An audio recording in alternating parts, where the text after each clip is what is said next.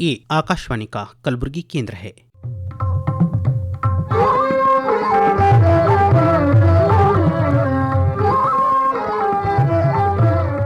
प्रस्तुत है हमारा मासिक हिंदी कार्यक्रम नवरस।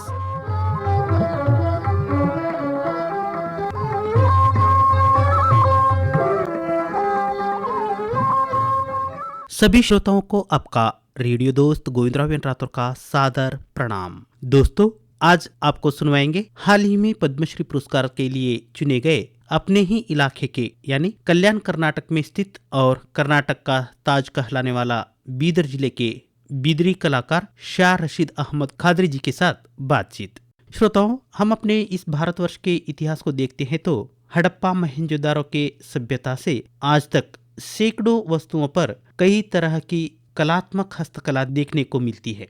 ऐसे हस्तकला के वस्तुओं को उपयोग करने के साथ साथ महलों में, होटलों में और घरों में सजाने के लिए भी इस्तेमाल किया जाता है एवं कई कलाओं का धार्मिक और सांस्कृतिक महत्व भी होता है। सामान्य तौर पर हाथों से की गई शिल्पकारी या कारीगरी को हस्तशिल्प कहा जाता है। कुशल लोग सरल उपकरणों से विभिन्न सामान बनाते हैं, जिसमें उपभोक्ता सामान से लेकर कागज, लकड़ी, मिट्टी, चट्टान, पत्थर, धातु आदि के सजावटी सामान शामिल है। इन वस्तुओं को हस्तशिल्प कहा जाता है क्योंकि ये पूरी तरह से हाथ से और बिना किसी मशीन की मदद से बनाए गए होते हैं। ऐसे ही अपने भारत में विभिन्न प्रकार के हस्तशिल्प देखे जाते हैं, जैसे कि बांस हस्तशिल्प, बेल मेटल हस्तशिल्प, हड्डी और सिंग हस्तशिल्प, पीतल हस्तशिल्प, मिट्टी के हस्तशिल्प, धोकरा हस्तशिल्प, जूट हस्तशिल्प, कागज हस्तशिल्प, रॉक हस्तशिल्प, शैल हस्तशिल्प, लकड़ी हस्तशिल्प, बुनाइया कढ़ाई हस्तशिल्प, बिदरी हस्तशिल्प आदि। ये सभी हस्तशिल्पियों का अपना ही एक अलग सा इतिहास है।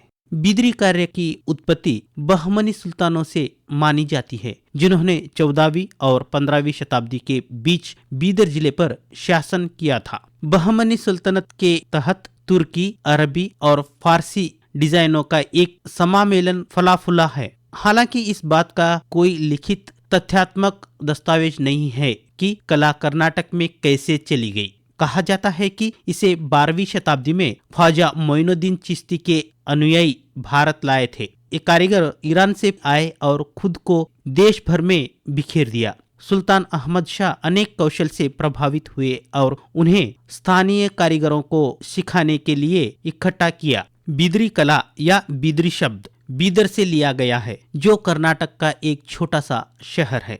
शुरुआत में बीदर तत्कालीन हैदराबाद राज्य का हिस्सा था और सन 1956 के बाद यह तेलंगाना के सीमा से लगे कर्नाटक राज्य का हिस्सा बन गया है। बीदरी कला काकतीय काल का है। यह शिल्प शुरुआत में बीदर में एक फारसी कारीगर अब्दुल्ला बिन कैसर द्वारा पेश किया गया था, जो 15वीं शताब्दी की शुरुआत में सुल्तान अहमद शाह वली बहमनी द्वारा ईरान से लाए गए कुशल श्रमिकों के समूह में से एक था। इसलिए भारत में इस शिल्प की उत्पत्ति का श्रेय बहमनी सुल्तानों को दिया जा सकता है, जिन्होंने 13वीं से 15वीं शताब्दी में बीदर पर शासन किया था। इस उत्कृष्ट शिल्प में अब्दुल्ला की विशेषज्ञता ने सुल्तान को इस हद तक प्रभावित किया था कि उन्होंने मोहम्मद गवान मदरसा में बीदरी हस्तकला में स्थानीय कारीगरों के प्रशिक्षण की व्यवस्था की। अपने मूल पारसी अवतार में बीदरी कार्य में स्टील या तांबे के आधार पर सोने या चांदी की परत चढ़ाना शामिल था।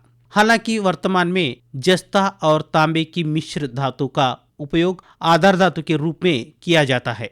शिल्पकार एक नुकीली धातु स्टाइल्स का उपयोग करके मैट काली तरह पर जटिल पुष्प और ज्यामितीय डिजाइन बनाते हैं। इस विशेष प्रकार के अलंकृत कला का उपयोग विभिन्न वस्तुओं को अलंकृत करने के लिए किया गया था, जिसमें थाली, पान के डिब्बे, हुक्का और ट्रे आदि शामिल है। तो चलिए दोस्तों, आज हम ऐसे कलाकार के बारे में बात करते हैं जो इस बिदरी हस्तकला में माहिर है, जिन्हें हाल ही में पद्मश्री पुरस्कार के लिए चुना गया है। वो है शाह रशीद मोहम्मद खादरी साहब। आपका जन्म सन 1955 के जून 5 तारीख को कर्नाटक के बीदर जिले में हुआ था। आपके पिता का नाम शाह मुस्तफा खादरी है। आपने 12वीं कक्षा तक शिक्षा हासिल की, साथ ही बिदरी जो हस्तकला है ये शाह रशीद अहमद खादरी के पिताजी यानी शाह मुस्तफ़ा खादरी अपने घर में ही बिदरी हस्तकला की कारीगरी किया करते थे। वे जब बालक थे तो इस कला को देखते देखते अपनी जिंदगी बिता रहे थे और खुद भी इस कला में रुचि रखते थे, लेकिन इनके पिताजी इस कला को सीखने के लिए इन्हें मना करते थे। लेकिन आपके पिताजी इस कला को सीखने के लिए मना करते थे, फिर भी आपने इस कला को काफी बारीकी से सीखा और आज दुनिया भर में मशहूर हो रहे हैं। आपके इस कला को देखते हुए 1984 में कर्नाटक के तत्कालीन मुख्यमंत्री रहे श्री रामकृष्ण हेगड़े जी ने राज्य पुरस्कार से आपको नवाजा गया। बाद में 1988 में भारत के तत्कालीन राष्ट्रपति श्री RS वेंकटरमण ने राष्ट्रीय पुरस्कार से आपको नवाजा गया है।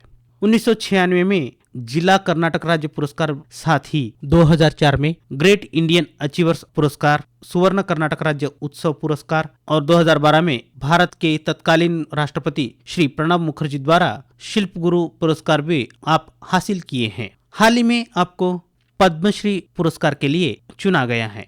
तो आइए दोस्तों, अब हम यहाँ पर ज्यादा वक्त जाया न करते हुए बिदरी हस्तकलाकार शाह रशीद अहमद खादरी जी के साथ बातचीत सुनवाते हैं। आपके साथ बातचीत कर रहे हैं रहमान पटेल। हिंदुस्तान जो हमारा देश है हजारों साल का इतिहास रखता है, तो हमें इतिहास से पता चलता है कि हड़प्पा मोहनजोदारो से लेकर आज तक हजारों साल का इतिहास में कई राजघराने आए और चले गए।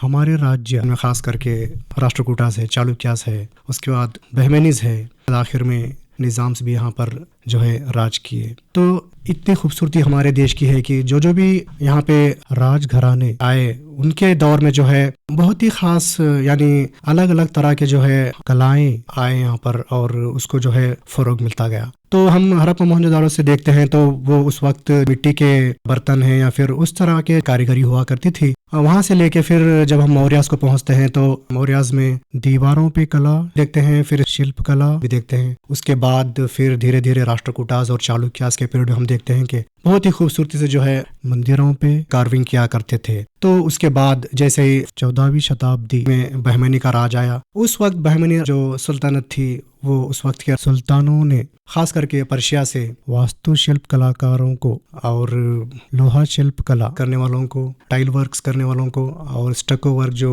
प्लास्टर कट काम होता है उनको, और लोहा शिल्प कला जो है जिसको हम यहाँ के आज बिदरी कला जिसको कहते हैं वो भी उनके दौर में यहाँ पे आया। तो दोस्तों, मेरा यही एक कहना है कि हजारों साल के इतिहास में जो भी कला बनते गए वो आज हमको जो है म्यूजियम में देखने को मिलते हैं। तो उसमें आज खास करके हम बात करने वाले हैं बिदरी आर्ट के बारे में। दोस्तों, बहुत ही खुशनसीबी की बात है कि आज कर्नाटका का जो क्राउन जिसे कहा जाता है बीदर, वाकई में उस क्राउन को जो है बचाकर रखा है हमारे जाने माने कलाकार जिसे फादर ऑफ बिदरी आर्ट भी कहा जाता है। ऐसे ही कलाकार हमारे सामने हैं आज जिनका नाम है शाह रशीद अहमद खादरी। हिंदुस्तान के आज़ाद अमृत महोत्सव के अवसर पर 25 जनवरी को भारत सरकार की ओर से एक ऐलान हुआ कि बिदरी कला में जो है शाह रशीद अहमद खादरी साहब को पद्मश्री पुरस्कार के लिए चुना गया है, जो आने वाले दिनों में भारत सरकार की ओर से इस अवार्ड से नवाजेंगे। आइए दोस्तों, हम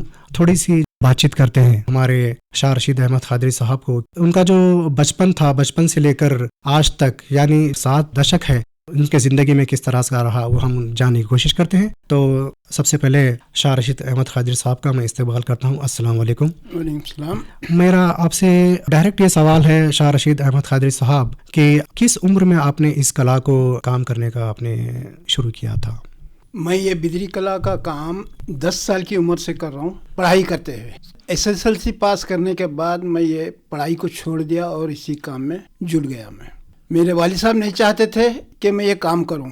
उनका अपना ख्याल था कि शायर, पोएट, राइटर, ये जितने भी नामचीन लोग हैं, सिर्फ 2 टाइम की रोटी मिलती है, अच्छा फ्यूचर नहीं मिलता, इसलिए वो नहीं सिखाना चाहते थे। फिर भी मैं काम को कंटिन्यू रखा और मछली के बच्चे को जैसा तैराना सिखाने की ज़रूरत नहीं है, उसी तरीके से मैं घर में चलते फिरते सीख गया और काम को आगे बढ़ाया। वालिद साहब की भी रहबरी और रहनुमाई मेरे साथ में रहती थी। जी बिल्कुल, बहुत अच्छी बात है। मतलब आपने आपके पिताजी से जो है ये काम सीखते सीखते आज यहाँ तक पहुँचे हैं। तो मेरा ये सवाल है कि जब तक आपकी 25 या 30 साल की आप उस उम्र तक पहुँचे, तो आप उस पीरियड में आपने क्या क्या झेला? आपने उस वक्त कैसा, आप क्या खुश थे उस वक्त काम करते वक्त? बिजली वर्क के बारे में एक कहावत मशहूर है, बड़े लोगों की कहावत है, रात को मरे तो तेल नहीं, दिन को मरे तो ऊद नहीं। बहुत मुफलिसी में जिंदगी गुजारे हम। उसके बाद है सो ये काम को पब्लिसिटी करने के बाद कुछ लोग इसको खरीदने के लिए आगे आते थे। इस तरीके से ये काम है सो आगे बढ़ते रहा।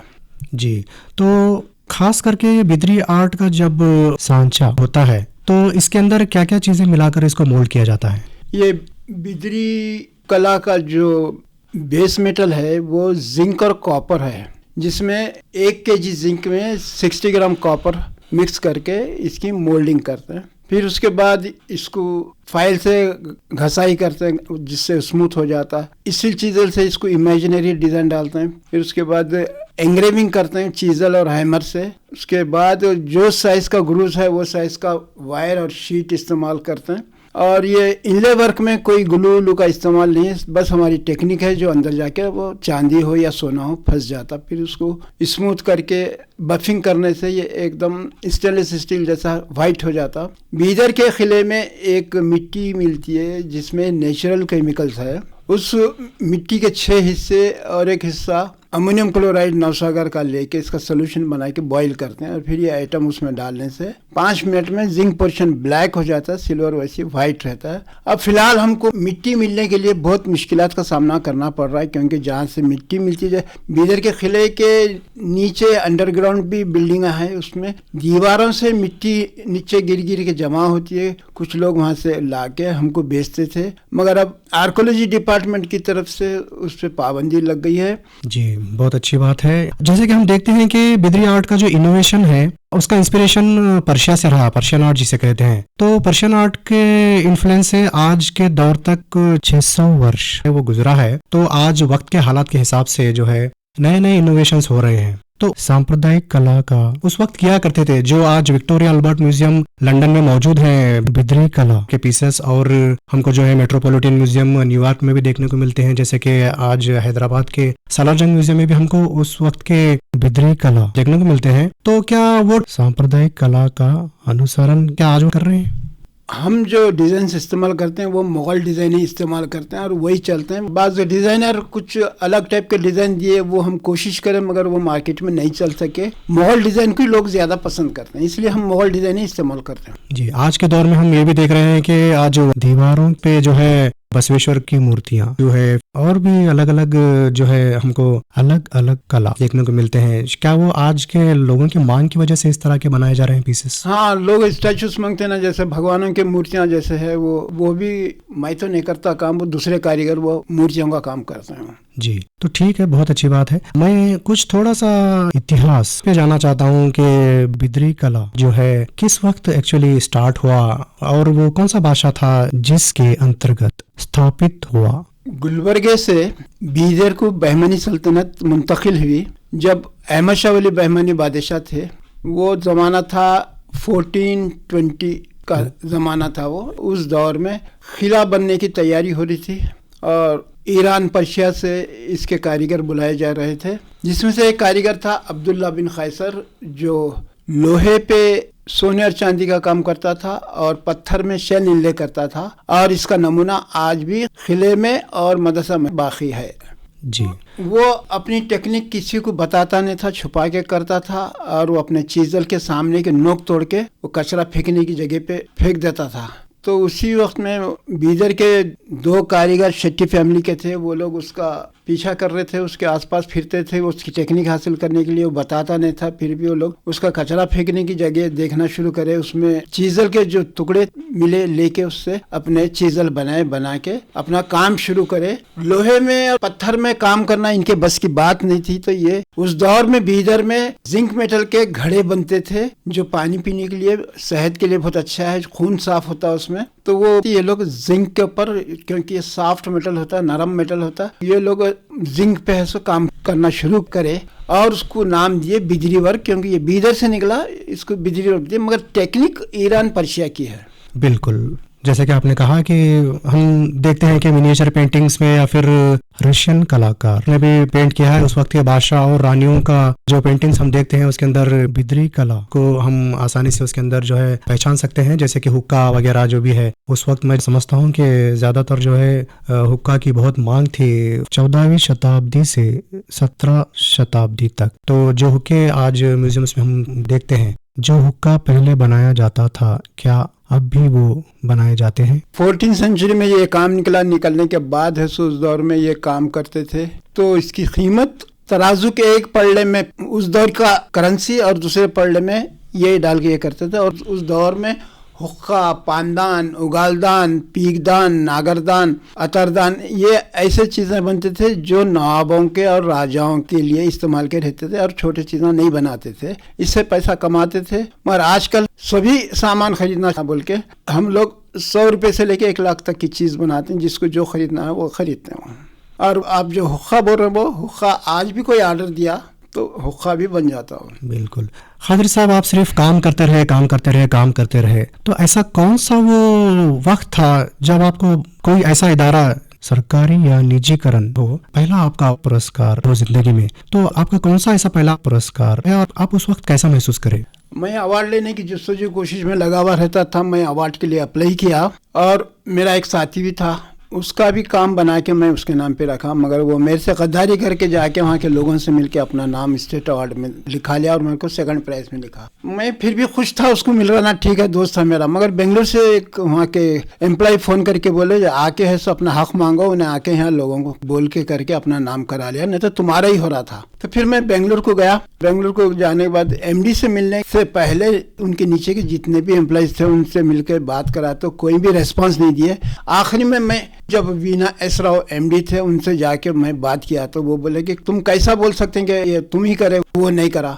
मैं बोला मैडम आप दोनों को डिज़ाइन सेंटर में बिठा के प्रैक्टिकल टेस्ट लीजिए, आप पता चलता है। तो ठीक है बोल के वो एक अर्जी दो बोले। अर्जी देने के बाद वो बीदर के प्रोजेक्ट ऑफिसर मैनेजर से वो दोनों की रिपोर्ट मंगा के वो रिजल्ट को रिवर्स कर दी। अवार्ड की तारीख में पहली बार हुआ जो अवार्ड का रिजल्ट रिवर्स हुआ। मेरे को स्टेट हुआ, उसको मेरिट होगा। नेशनल अवार्ड में 1988 में R वेंकटरामन साहब से लिया मैं। जी, उस समय आपको कैसा लगा जब आप भारत के राष्ट्रपति से राष्ट्रीय पुरस्कार ले रहे थे? बहुत जज्बाती हूँ मैं। अवार्ड लेते खुद भी मैं रो रहा था। मैं खुशी के आंसू जा रहे थे मेरे। जी, उसके बाद फिर आप प्रणब मुखर्जी से भी जो है शिल्प गुरु पुरस्कार लिया? हाँ, प्रणब मुखर्जी से शिल्प गुरु अवार्ड लिया जी 2012 में। जी, पहले आपको किस देश से बुलावा आया और वो कौन सा देश था? मेरे जिंदगी में पहली एग्जीबिशन और पहला फॉरेन टूर बोस्टन USA था। सिलेक्शन मेरा हैदराबाद के सालारजंग म्यूजियम में हुआ था, जो बीदर के 20 कारीगर थे और हैदराबाद के 20 कारीगर थे। उसमें है सो प्रैक्टिकल टेस्ट देना था सुबह 10 बजे से शाम के 5 बजे तक। उसमें मेरा सिलेक्शन हुआ। उसमें होने के बाद 1 महीना 2 महीने के बाद सिलेक्शन ऑर्डर आ गया। मैं बोस्टन गया जहाँ म्यूजियम में बिठाए थे हमको। 4 महीने 10 दिन तक वहाँ पे काम किया और वहाँ के लोग बहुत पसंद करे वो काम। मेरे को इतना काम था कि लेडीज के बैंगल्स के सिवा दूसरा काम ही नहीं कर सका, क्योंकि एक टीम वर्क है। पूरा टीम वर्क का काम मेरे को अकेले करना पड़ता था, तो प्रोडक्शन बहुत कम होता था। जी, तो 2011 में आपको जो है टैब्लो का मौका मिला। तो उस समय हिंदुस्तान के जितने भी अलग अलग राज्य से वहाँ पर लोग लाकर अपना जो है टैब्लो वहाँ पे पेश करते हैं, तो आपका टैब्लो के वक्त किस तरह से वहाँ पे आपकी ट्रेनिंग थी और क्या क्या वहाँ पे आपको करना पड़ा? 2011 के लिए मेरे को पब्लिसिटी ऑफिस वाले चुने मेरे को टैब्लो पर काम करने के लिए। वो दिल्ली लेके गए मेरे को, ले जाके पूरे आर्टिस्ट को एक मिलिट्री कैंप में रखते थे। ना बाहर जा सकते थे, ना बाहर से कोई आ सकता था। इतनी पाबंदी थी, क्योंकि वो बोल रहे थे कि अगर बाहर जाने के बाद तुमको कुछ हो गया तो हमारी नौकरियां चले जाती हैं, इसलिए हमारी जिम्मेदारी है तुमको यहीं रोके रहना। वहाँ पे जरूरियात जिंदगी के सभी सामान थे वहाँ पे। और 1 महीने तक मैं जब वहाँ था, वो बिदरी का जो टैब्लो बना, वो बेंगलुरु का आर्टिस्ट था, वो फाइबर में बनाता था। मेरे को बुला के पूछ के बनाता था, कैसा बनाना क्या है, ऐसा पूछ के बनाता था। और रिहर्सल भी होती थी राजपथ पे 26 जनवरी रिपब्लिक डे को हम कैसा परफॉर्मेंस करें, वो रिहर्सल भी होती थी। इसी तरह से 1 महीना गुजर गया। जी, तो मैंने सुना है कि जो बिद्री के जो डिज़ाइंस होते हैं उसके अंदर जो है अलग अलग तरह के होते हैं, जरनशीन होता है या फिर आफ्ताबी होता है, मतलब शीट वर्क होता है या फिर वायर वर्क होता है, इस तरह के अलग अलग तरह के डिज़ाइनिंग होते हैं जिसकी खुदाई और चौड़ाई कितनी होती है उसके अंदर जो शीट का काम करते हैं। मैंने सुना है कि शीट और फुलझड़ी का इनोवेशन जो है आपने ही किया है, तो खास करके शीट का जब खुदाई करते हैं तो क्या वो आसान है या बहुत कठिन काम है? पहले विदर में बहुत कमर्शियल टाइप का काम होता था, फालतू डिजाइन डालते थे, कोई डिजाइन खास नहीं रहता था। और मैं ये डिजाइनों को डेवलप करने के लिए सबसे पहले फुलझड़ी का भी वर्क बहुत बेकार वर्क रहता था, उसको मैं डेवलप करा। फिर शीट वर्क को करके हमारे कारपोरेशन के ऑफिस में उसको सैंपल के तौर पे दिया, जब से वो लोग भी आगे बढ़ के वो काम सीखना शुरू करे। इसी तरीके से चलता रहा, जिसमें मेहताबी है जो शीट वर्क होता है, फूल पत्ती है जो शीट वर्क होता है, फुलझड़ी है, तारकशी है, और आप जो नाम ले रहे हैं दूसरे, वो काम अब नहीं हो रहे। जैसा मुनव्वतकारी है, उभरे हुआ काम होता है, वो काम अब नहीं हो रहा। वो क्योंकि बहुत मुश्किल काम है और टाइम वाला काम है, टाइम बहुत लगता है उसको। गंगा जमुनी जिसे कहते हैं, गंगा जमुनी का वो भी काम होता है क्या? हाँ, गंगा जमुनी का काम नवाबों के दौर में होता था। नवाबों फरमाइश करते थे। गंगा जमुनी का मतलब फूल सोने के, गोल्ड के, और पत्तियां, डालियां सिल्वर के बना के उसका नाम दिए थे गंगा जमुनी। इसके नमूने आज भी म्यूजियम में बाकी है। जी बिल्कुल। तो मेरा एक ये सवाल है कि आप जितने भी कलाकार बीदर में रहते हैं, तो क्या कर्नाटक सरकार का हैंडलूम्स का जो है कावेरी एम्पोरियम में आपका प्रोडक्ट आप बेचते हैं?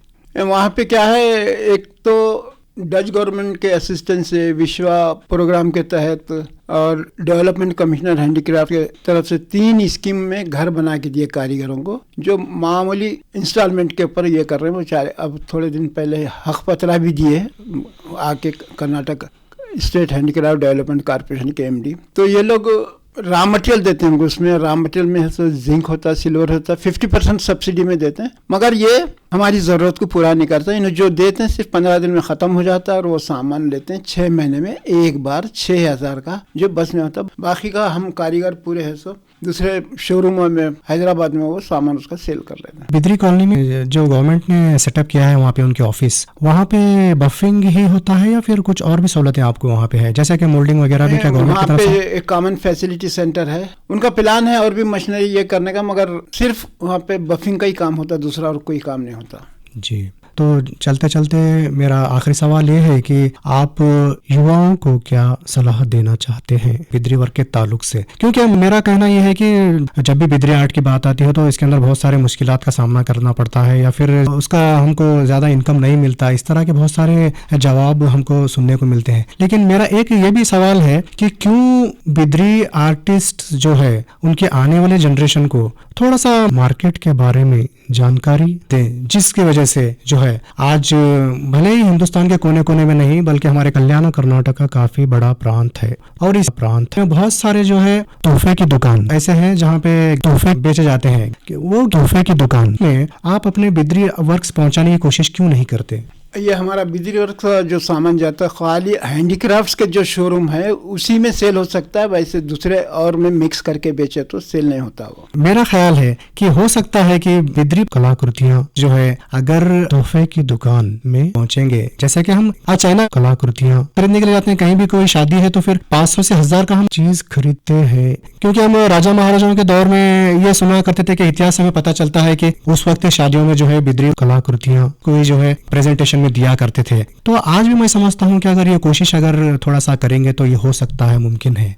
ये अभी भी वो गिफ्ट है, सब जब बीदर में कोई नेता, कोई मिनिस्टर कोई आते तो ये बिदरी वर्क का ये तोहफे में देते हैं ये जी। और मेरा मशवरा है कि वो पढ़ाई के साथ साथ कोई क्राफ्ट को चुन ले, क्योंकि आजकल पढ़ाई करने से भी नौकरी नहीं मिल रही। नौकरी मिलने तक कम से कम ये काम करके अपना खर्चा चला सकते हैं, और मोबाइल से दूर रहें। जो आंख खराब उससे सेहत खराब, दिमाग खराब, इसलिए मोबाइल को छोड़ के कोई क्राफ्ट को अपना ले। बिल्कुल। तो कुछ और आप कहना चाह रहे हैं? मैं बारहा टीवी वालों को, प्रेस वालों को मैं ऐसा इंटरव्यू दिया था कि जैसा कि टीचर्स में एक एमएलसी को चुन के असेंबली में भेज दिया जाता है। उसी तरीके से एक कारीगर को भी एमएलसी नॉमिनेट करके असेंबली में भेजे तो वो कारीगरों के क्या क्या प्रॉब्लम, सभी क्राफ्ट, खाली बिजली क्राफ्ट नहीं, सभी क्राफ्ट के क्या क्या प्रॉब्लम्स है वो गवर्नमेंट तक पहुंचा सकता है। राज्यसभा में भी एक कारीगर का तो वो सेंटर की भी मदद मिल सकती है। ये ऐसा नहीं होने से भी हमको गवर्नमेंट में क्या मदद मिल सकती है क्या है हमको पता नहीं चलता हो।